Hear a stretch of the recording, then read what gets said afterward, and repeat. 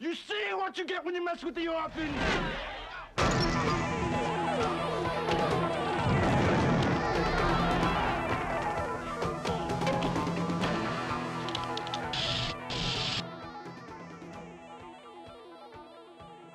We were a low-budget film. We shot all at nights, and there were about 5 other movies that were being made in New York that summer. And so nobody wanted to work on our film. So crew-wise, it was very difficult for us to crew up. One of the first things that happened was that we had to dismiss a first AD, and we had to replace him. And we decided to bring in a first from LA. Back at that time, it was considered that Los Angeles assistant directors could not do New York street pictures. The crew was too tough, the location shooting was too tough, everything was beyond what we could do. We were too busy eating tofu and beans to be able to handle the streets of New York. So I had to go out there and prove myself. The consequence of it all was that I was looking at it from a perspective of career success or survival. And later on, I realized it was like the Odyssey.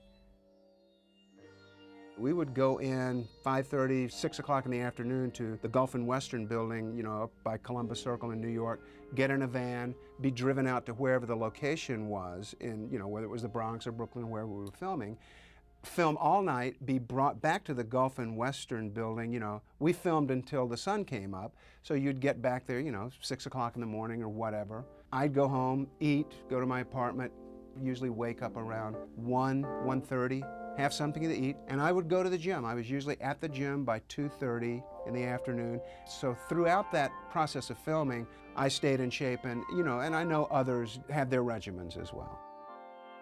We didn't realize how short the nights were in New York in the summer, and the fact that you had to have an hour lunch every night, which meant in reality you were losing an hour and a half in the middle of what was already a short night. One of the things I loved to do was find locations and set them up and get the permission and all those things. So as we were going along, Walter wanted to shoot in real areas. He didn't want to shoot on a soundstage. He wanted to shoot in the Bronx, and he wanted to shoot in Queens, and he wanted to shoot in Coney Island. So I had to have extensive meetings with the police department and their gang unit, and we determined where it was more safe to be. And then we would go from there, and then we would go look for the locations and try and find the most interesting visuals that we could. Walter did a very clever thing in the script, which is when they look at the subway map of New York and they point out where they are and where they have to get to. And the whole rest of the time in the movie is focused around getting onto the next subway that they need to get onto, which really drove the movie. One of the key links to the movie is the subway. So I also had to establish a relationship with the transit authority because we were either using a station all the time or riding on the subways, and that had to be done at night.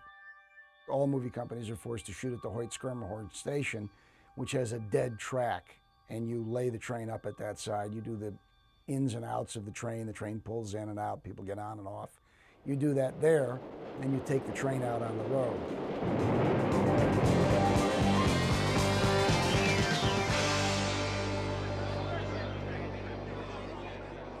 We shot the Conclave in Riverside Park, and it was very exciting. We all dressed in 1 or 2 trailers. That was it. We knew something special was happening, I think, you know.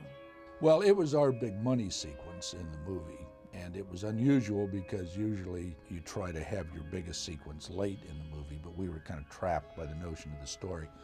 It was very difficult to get everybody into the situation, you know, the amount of kids, and get them into costume, and again, the short nights. I think it's the sequence that cements the style of the movie.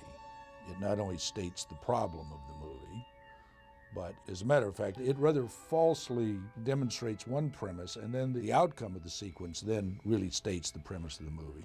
One gang could run this city. Nothing would move without us allowing it to happen. We could tax the crime syndicates, the police, because we got the streets, suckers! Can you dig it? My recollection is we had 1,000 kids in the Riverside Park riot. And each one was a member of about 200 gangs. There were a lot of gangs, a lot of different colors. And there was a challenge to get these kids to listen. And I used what I call a God mic, where you put up a lot of speakers and amplifier, and I have a microphone, and it's the voice of God. I fill the room. So I can talk softly, communicate, but also keep it orderly. It was a wild, wild 4 or 5 nights. We had this wonderful actor who played Cyrus, who had replaced an actor that we cast who we couldn't ever find. A real gang member, a real leader of a gang who we cast, came in, and then when we went to put him in the part, nobody could find him, and who knows, I never, to this day, don't know what had happened to him, never heard from him again. So we cast another guy who was absolutely fabulous. Roger Hill, who played Cyrus, gave his speech, and he very theatrically climbed up on that jungle gym made of wood and started talking about our little piece of turf. I got goosebumps thinking about it. He was just wonderful. Our turf. Our little piece of turf. That's crap, brothers. Everybody cheering like that. They meant it. It was supremely exciting. He was so good and so charismatic that it actually started to seem almost believable for a minute. It's often imitated. Can you dig it? It was this great kind of faux messianic speech and resonated forever. I was a stunt coordinator on the Warriors, and I couldn't find anyone to do that particular stunt. Walter wanted it, so they actually put the afro sheen in my hair, and we did the whole thing, and I ended up, unfortunately, doing that stunt.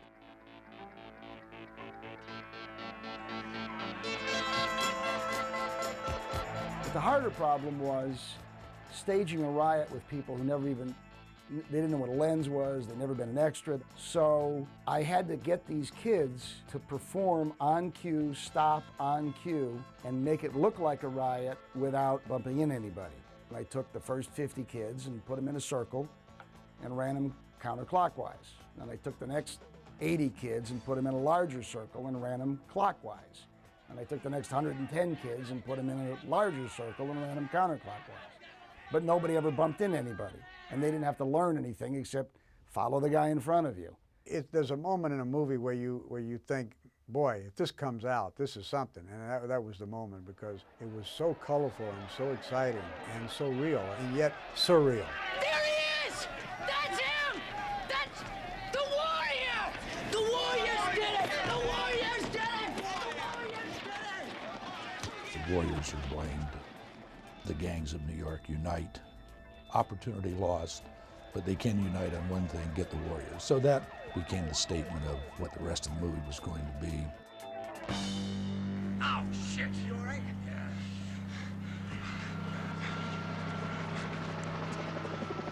Yeah. I was very concerned of one element in our story, and that was that the story was to take place entirely in one night. I thought that it would be unreasonable to assume that we won't show up to location one night during the summer in New York and it wouldn't rain. Indeed, we had some pretty heavy rain at times. Now, my suggestion was that very early in the story we would introduce a New York City summer downpour.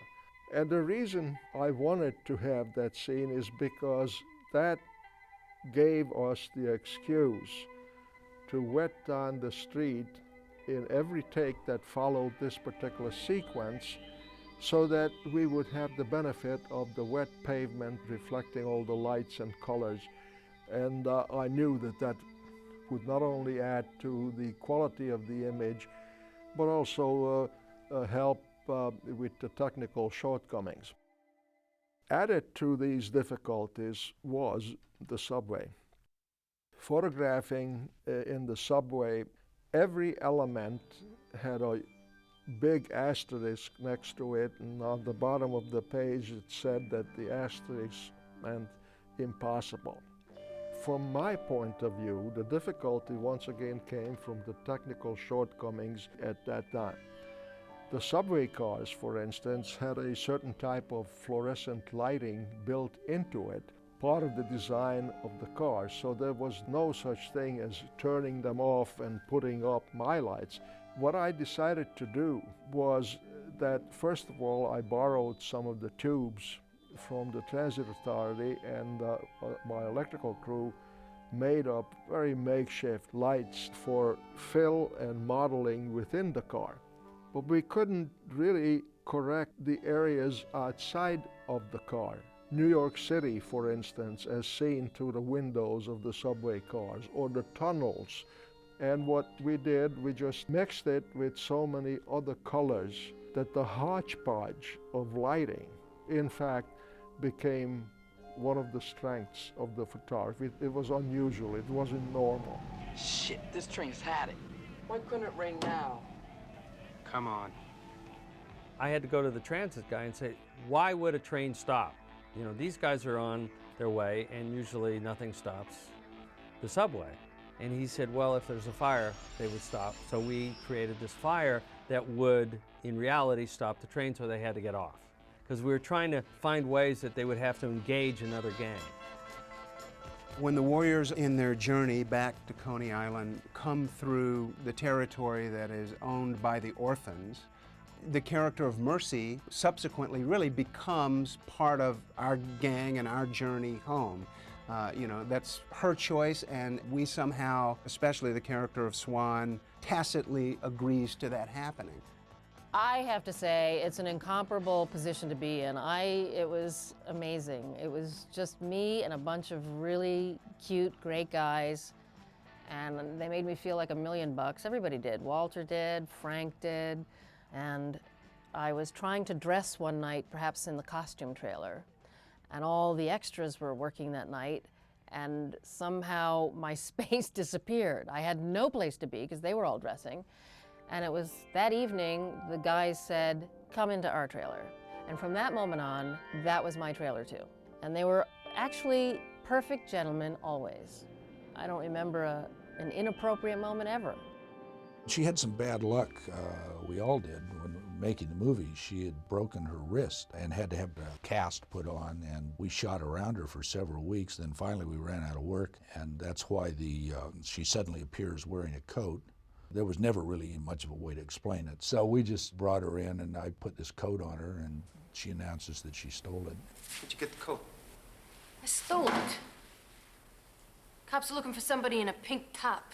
In the original screenplay, the character of Mercy and Fox become the love interest. The character of Swan has a different arc that he goes on.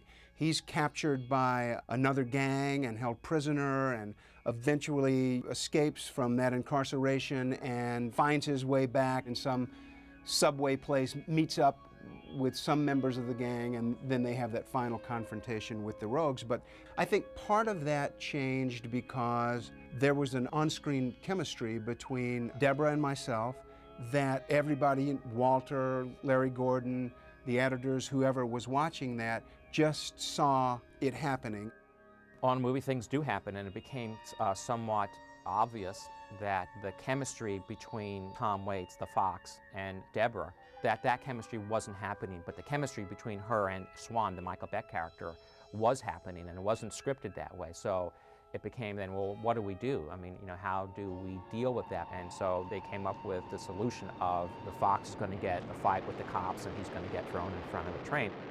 He and I weren't communicating very well. I've always felt badly about it. So finally, I figured out a way to eliminate his character. They think we shot Cyrus. Every gang in the city must be looking for us. Holy shit. You have the warriors and their journey home, which is not just going from one gang to the next, but they split up. They have their separate adventures. The script also adds the tension of scenes with the Riffs, who are chasing them. David Patrick Kelly as Luther, a great villain in scenes where he's tracking their progress. The warriors themselves are almost nerds at the beginning of the movie. You know, as opposed to the other gangs who are supposed to look really threatening. The other gangs have a lot more going for them than the warriors. The one gang that really has the energy, though, is the Baseball Furies. The moment they come on screen with this makeup and grabbing their baseball bats, you know you're in another land. Maybe we better take off. Yeah, right. Holy shit.